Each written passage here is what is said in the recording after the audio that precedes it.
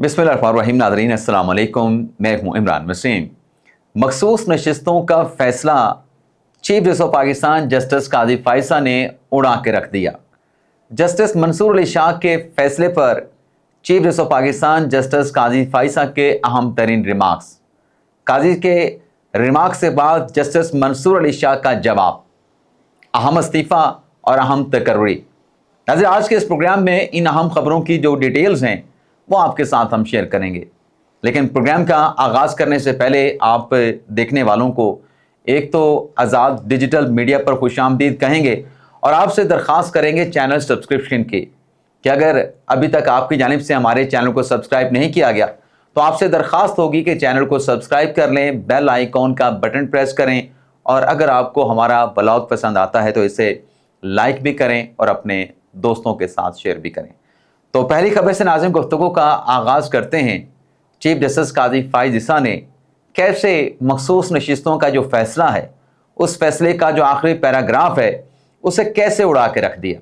ये मामला क्या है, काजी फायसा ने क्या अहम रिमार्क्स दिए हैं जस्टिस मंसूर अली शाह के फैसले के हवाले से।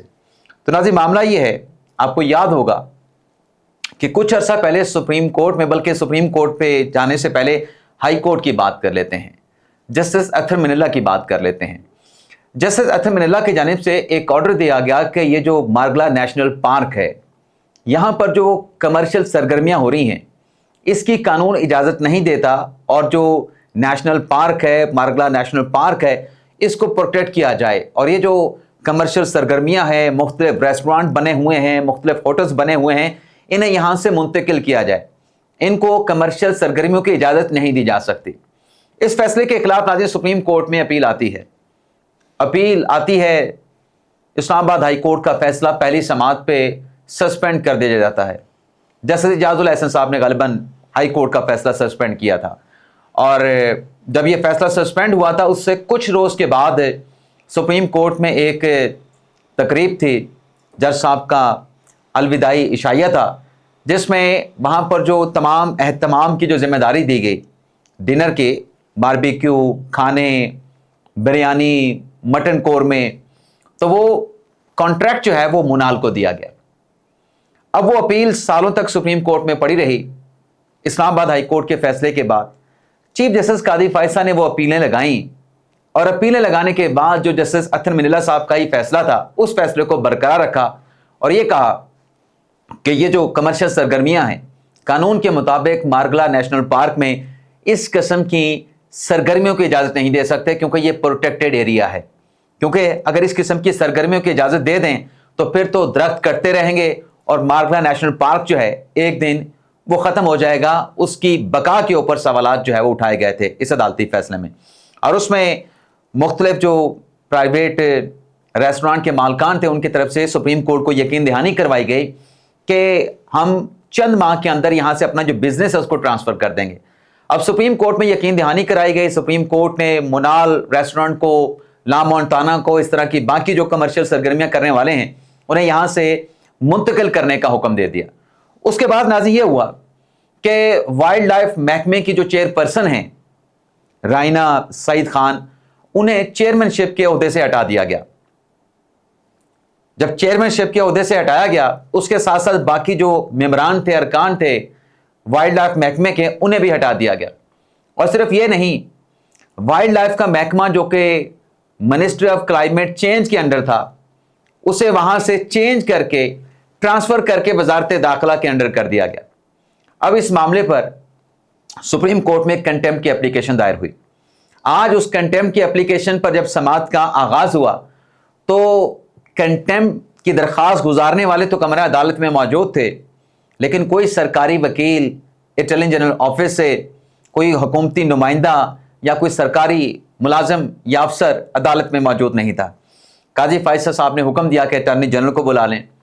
अटॉर्नी जनरल के साथ जो सेक्रेटरी काबीना हैं जिन्होंने समरी वज़ीर आज़म से अप्रूव कराई चेयरमैन वाइल्ड लाइफ के चेयरपर्सन को तब्दील कराने की और उनके मेंबरान को हटाने की, उनको भी बुला लें।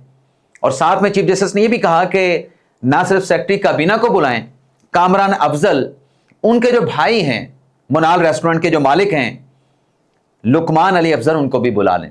یعنی آج عدالت میں ہمارے لیے تو انکشاف تھا کہ منال کے جو مالک ہیں کامران اپنا لقمان علی افضل، وہ سیکٹری کابینہ کامران علی افضل کے بھائی ہیں۔ کچھ دیر کے بعد جب سماعت میں وقفے کے بعد دوبارہ عدالتی کارروائی کا آغاز ہوتا ہے، اٹارنی جنرل آتے ہیں تو چیف جسٹس قاضی فائصہ کہتے ہیں اٹارنی جنرل صاحب کو مخاطب کر کے کہ ایک جرنیل نے تو یہ جو پراپرٹی ہے مارگلا نیشنل پارک میں، یہ وہاں پہ ریسٹورنٹ بنانے کی اجازت دے دی۔ پرویز مشرف کے دور کی بات ہو رہی ہے، تب یہاں پہ یہ منال ہوٹل بنانے کی اجازت دی گئی تھی۔ اب اس کے بعد بیوروکریسی لگی ہوئی ہے، بیوروکریسی اب اجازت دینا چاہتی ہے، سپریم کورٹ کے فیصلے کو انڈو کرنا چاہتی ہے۔ یہ ملک میں ہو کیا رہا ہے؟ ملک کا نظام کیسے چل رہا ہے؟ بیوروکریسی کا کام تو عوام کی خدمت کرنا ہے، یہ کس کی خدمت کی جا رہی ہے؟ جب یہ ساری باتیں چیف جسٹس قاضی فائصہ نے کی کہ آپ نے جو منسٹری اپنا وائلڈ لائف کا محکمہ ہے وہ آپ نے وزارت داخلہ کے انڈر کر دیا ہے۔ وزارت داخلہ کا کام تو لا اینڈ آرڈر کی صورتحال کو کنٹرول کرنا ہے، کرائمز کے معاملات کو دیکھنا ہے، کرائم کا خاتمہ کرنا ہے، یہ وائلڈ لائف کا محکمہ اس کے نیچے کیوں لگا دیا گیا؟ اٹارنی جنرل صاحب سے چیف جسٹس نے کہا کہ آپ کا جو اٹارنی جنرل آفس ہے وہ لا کمیشن کے ساتھ اٹیچ ہے، وزارت قانون کے ساتھ اٹیچ ہے، کیا آپ کے اٹارنی جنرل آفس کو وزارت صحت کے ساتھ اٹیچ کر سکتے ہیں؟ نہیں کر سکتے۔ تو اٹارنی جنرل صاحب نے صورتحال کو بھانپ لیا۔ بھانپنے کے بعد انہوں نے یہ کہا کہ اس معاملے پہ کابینہ اپنا فیصلہ کرے گی اور کابینہ کا جو بھی فیصلہ ہوگا اس فیصلے کے حوالے سے آپ کو میں چیمبر میں آگاہ کر دوں گا۔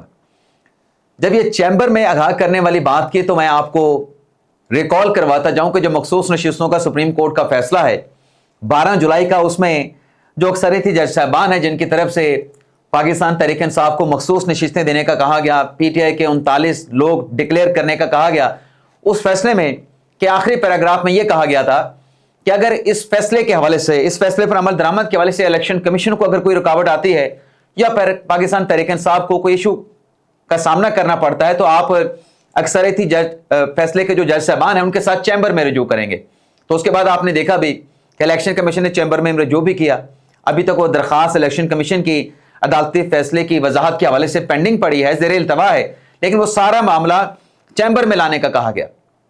اب اس پہ جب یہ اٹارنی جنرل صاحب کہہ رہے تھے کہ میں آپ کو چیمبر میں کابینہ کا جو فیصلہ اس پر آگاہ کر دوں گا، تو قاضی فائصہ صاحب نے کیا کہا، میں اب اس کے وہ ریمارکس آپ کے سامنے رکھ دیتا ہوں۔ اٹارنی جنرل نے کہا کہ میں کابینہ کے فیصلے کے بعد آپ کو چیمبر میں آگاہ کر دوں گا، تو قاضی فائصہ نے کہا کہ ہم چیمبر میں کچھ نہیں کرتے، میری عدالت میں جو بھی ہوتا ہے کھلی عدالت میں ہوتا ہے، آپ ہمیں کھلی عدالت میں ہی تمام تفصیلات پیش کریں، ہم نے چیمبر میں تفصیلات لیں گے اور نہ ہی بات سنیں گے، یعنی چیمبر میں ہی نہیں، جو بھی ہوگا اوپن کورٹ میں ہوگا۔ تو یہاں پہ منصور علی شاہ صاحب کا نام تو نہیں لیا چیف جسٹس قاضی فائصہ نے، لیکن ان کے ریمارکس سے بظاہر ایسا لگتا ہے کہ وہ جو مخصوص نشستوں کا فیصلہ جس میں چیف جسٹس قاضی فائصہ مینارٹی میں چلے گئے اور چیمبر میں کسی بھی ایشو کے حوالے سے رجوع کرنے کا کہا گیا، ان آبزرویشن کو ہٹ کر رہے تھے، ان آبزرویشن کے اوپر کہہ رہے تھے کہ ہم تو اوپن کورٹ میں کرتے ہیں، ہم چیمبر میں کوئی چیز نہیں منگواتے۔ تو غالباً اس طریقے سے جو ہے وہ مخصوص نشستوں کے فیصلے کو یا اس خاص پیراگراف کو قاضی فائصہ صاحب نے منصور علی شاہ صاحب کا نام لیے بغیر جو ہٹ کیا۔ اس کے علاوہ ناظرین جو میں نے بات کی منصور علی شاہ صاحب نے اس کا کیا جواب دیا، تو یہ ناظرین معاملہ ہے نیشنل بینک کے پینشنر کا۔ نیشنل بینک کے پینشنر کے حوالے سے فیصلہ تو بہت سالوں پہلے سپریم کورٹ سے ہو چکا ہے، لیکن اس کے باوجود بھی سالوں سے نیشنل بینک کے پینشنر کو ان کا جو حق ہے، جو رائٹ ہے پینشن کا، وہ نہیں مل رہا۔ ابھی بھی ان کی درخواستیں سپریم کورٹ میں چل رہی ہیں، حتمی فیصلہ ہونے کے باوجود ہی نظر ثانی میں کیس چل رہا ہے۔ تو منصور علی شاہ صاحب نے 8 اگست کو ایک فیصلہ جاری کیا ہے پینشنر کی معاملے کے حوالے سے کہ ان کو آپ یہ پینشن ادا کریں، لیکن اس میں کچھ ریمارکس ہیں عدالتی فیصلے پر عمل درآمد کرانے کے حوالے سے، عدالتی فیصلے پر عمل کرنے کے حوالے سے۔ وہ ریمارکس ناظرین کیا ہیں؟ وہ ریمارکس آپ کو بتا دیتے کہ منصور علی شاہ صاحب کیا کہہ رہے ہیں۔ شاہ صاحب کہتے ہیں کہ انفرادی شخصیات اداروں کے پاس عدالتی فیصلے پر عمل کرنے کے علاوہ کوئی چارہ نہیں۔